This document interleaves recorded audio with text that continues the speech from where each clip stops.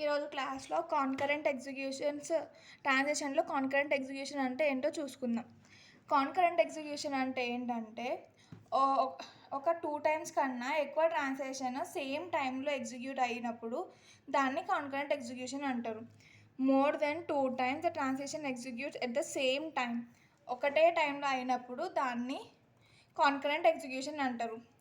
Concurrent execution అంటే ఏంటంటే అది ట్రాన్సాక్షన్ అంటే చాలా వెయిటింగ్, దీంట్లో వల్ల కొన్ని అడ్వాంటేజెస్ ఉన్నాయి. ఏంటంటే వెయిటింగ్ టైం డిక్రీజ్ చేస్తుంది, ప్రాసెసర్ టైంని ఇంక్రీజ్ చేస్తుంది, త్రోపుట్ ఎక్కువ అవుతుంది.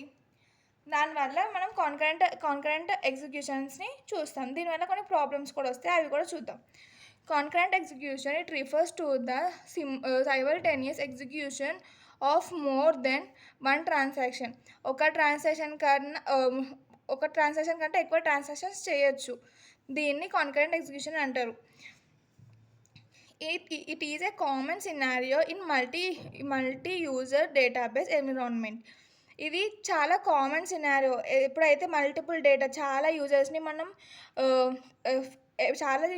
మనం సర్వీసెస్ని ప్రొవైడ్ చేయాలి, ఎప్పుడైతే ప్రొవైడ్ చేస్తామో అప్పుడు మనకి ఇది చాలా హెల్ప్ అవుతుంది ఈ ఎన్విరాన్మెంట్ అన్నది. when multiple users or applications might be accessing or modifying in database at the same time.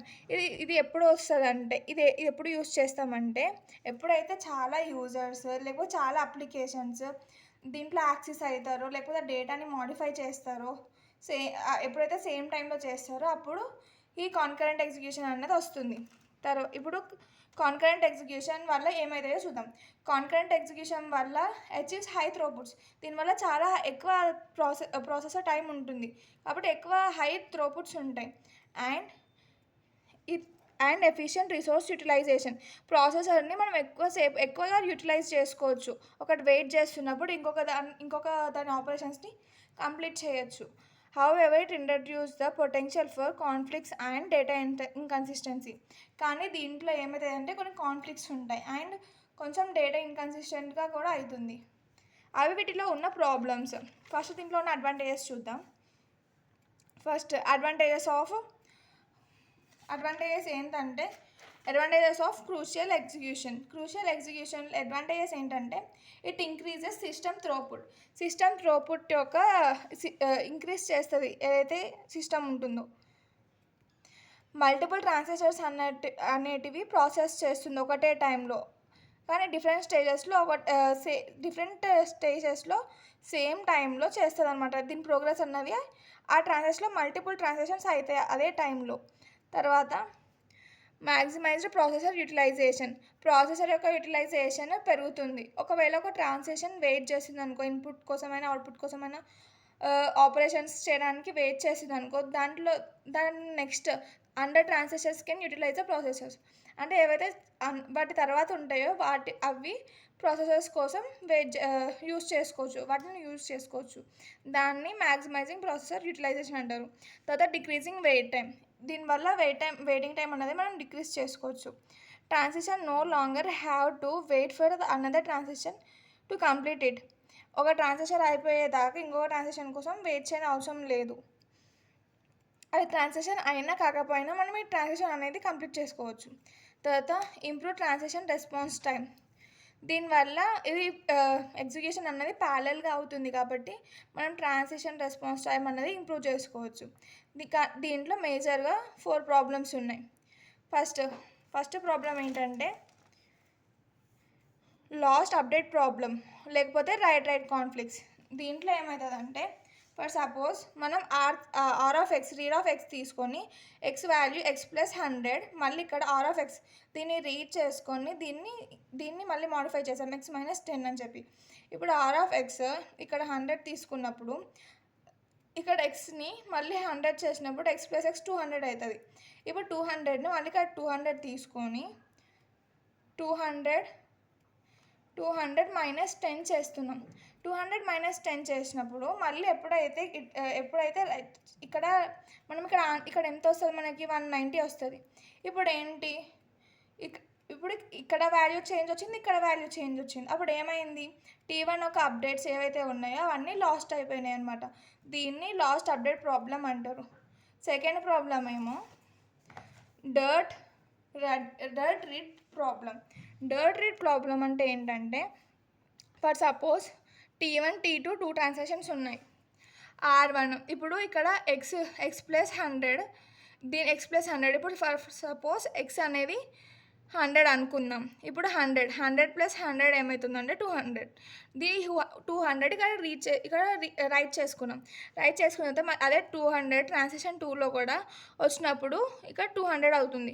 200 minus 10 చేయాలి. 200 మైనస్ 10 చేస్తే 190 అవుతుంది. ఆ 190 ఇప్పుడు ఇక్కడ తీసుకున్నాం. మళ్ళీ ఇటు సైడ్ వచ్చినప్పుడు ఈ ట్రాన్సాక్షన్ తీసుకుంటున్నప్పుడు ఒకవేళ ఏదైనా ప్రాబ్లం అయ్యి ట్రాన్సాక్షన్ ఫెయిల్ అయిందనుకోండి, అప్పుడు ఏమవుతుందంటే R(x) అనేది మొత్తం రోల్ బ్యాక్ అవుతుంది. అప్పుడు ఇక్కడ ఏంటిది, ఇక్కడ ఏదైతే డేటా లాస్ట్ కావడం వల్ల ఇక్కడ కమిట్ అనేది కాదు. అందుకే దీన్ని డర్టీ రీడ్ ప్రాబ్లం అంటారు. దీనివల్ల ఏమవుతుందంటే T2 హ్యాస్ డర్టీ వాల్యూ. దానివల్ల T2 అన్నది డర్టీ వాల్యూ వస్తుంది. ఎందుకంటే అది ఎప్పటికీ కమిట్ కాలేదు. ఎందుకంటే ఒకసారి ఇక్కడ డేటా అనేది లాస్ట్ అయింది కాబట్టి ఇది T2 అన్నది డర్టీ ప్రాబ్లం అవుతుంది. అందుకే డేటాబేస్లో ఎప్పటికీ ఎగ్జిస్ట్ కాలేదు. And next unrepeatable read problem. Unrepeatable read problem అంటే ఏంటంటే, ఎప్పుడైతే ఒక సింగిల్ ట్రాన్సాక్షన్ రీడ్ చేస్తుందో సేమ్ రోస్ని మల్టిపుల్ టైమ్స్ రీడ్ చేస్తుందో అప్పుడు దాంట్లో డిఫరెంట్ వాల్యూస్ని అబ్జర్వ్ చేస్తుంది. దాన్ని అన్రిపీటెడ్ రీడ్ ప్రాబ్లం అంటారు. ఇప్పుడు ఫర్ సపోజ్ ఇక్కడ T1 T2 ఉంది. T1 T2 ఉన్నప్పుడు R(x)లో R(x) 100 తీసుకున్నాం. అండ్ నెక్స్ట్ ఇక్కడ R(x)లో x ప్లస్ 100 చేస్తే 200 వచ్చింది. అండ్ దీన్ని రైట్ చేస్తే మనకు 200. ఇప్పుడు మళ్ళీ R(x)లో ఇప్పుడు ఇక్కడ ఎంత వాల్యూ వచ్చిందో 200 తీసుకున్నాం. సేమ్ ఇప్పుడు మళ్ళీ ఇక్కడ ప్లస్ చేసామనుకోండి 300 వస్తుంది. మళ్ళీ దాన్ని రీడ్ చేస్తే మనకు 300 వస్తుంది. సో దీనివల్ల ఏమవుతుందంటే T1 ఇక్కడ ఒకటేసారి సేమ్ ట్రాన్సాక్షన్లో T1కి 2 డిఫరెంట్ వాల్యూస్ వచ్చాయి. సేమ్ టైంలో 2 డిఫరెంట్ వాల్యూస్ వచ్చాయి. దానివల్ల ఏమవుతుందంటే డేటా అన్నది ఇన్కన్సిస్టెంట్గా ఉంటుంది. దాన్ని అన్రిపీటెడ్ రేట్ అంటారు, అన్రిపీటెడ్ ప్రాబ్లం. తర్వాత ఫోర్త్ వన్ ఏంటంటే phantom read problem. Phantom read problem అంటే ఏంటంటే, ఈ ప్రాబ్లం ఎప్పుడు అక్కర్ అవుతుంది అంటే, ఎప్పుడైతే రీడ్ చేస్తామో సమ్ వేరియబుల్స్ అనేవి బఫర్ అవుతాయి. అప్పుడు మనకి ప్రాబ్లం అన్నది అక్కర్ అవుతుంది. ఫర్ సపోజ్ ఇక్కడ R(x) ఉంది. R(x) మళ్ళీ దీన్ని రీడ్ చేసాం. మళ్ళీ ఇక్కడ R(x)ని డిలీట్ చేసాం. ఇక్కడ R(x) అన్నది మనకి ఏం వాల్యూ ఎగ్జిస్ట్ కాదు, ఎందుకంటే ఇక్కడ డిలీట్ అయిపోయింది కాబట్టి.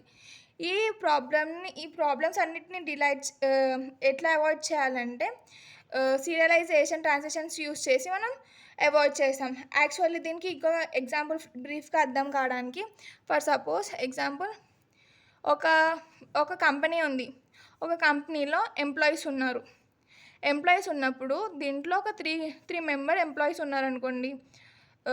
ఎంప్లాయీ 1, ఎంప్లాయీ 2, ఎంప్లాయీ 3, ఇట్లా 3 ఎంప్లాయీస్ ఉన్నారు. 3 ఎంప్లాయీస్ ఉన్నప్పుడు ఫర్ సపోజ్ ఎంప్లాయీ 4 అయిన వాళ్ళు దీంట్లో ఇంటర్సెక్ట్ కావాలి. అంటే మనం ఎప్పుడైతే ఈ 4 అయిన వాళ్ళు దీంట్లో యాడ్ అవుతారో అప్పుడు మనకి ఎప్పుడైతే గెట్ రిక్వెస్ట్ తోటి మనం ఎంతమంది ఉన్నారో కావాలన్నప్పుడు అది 4 వస్తుంది. అదే ఒక మెంబర్ డిలీట్ అయిపోయాడు అనుకోండి. ఫర్ సపోజ్ నాకు ఈ 3 అనే మెంబర్ డిలీట్ అయిపోయాడంటే వెళ్ళిపోయాడు ఆఫీస్ నుంచి. అప్పుడు ఏమవుతుంది, నాకు మళ్ళీ గెట్ రిక్వెస్ట్ చూస్ చేసినప్పుడు నాకు గెట్ వాల్యూ 3 వస్తుంది.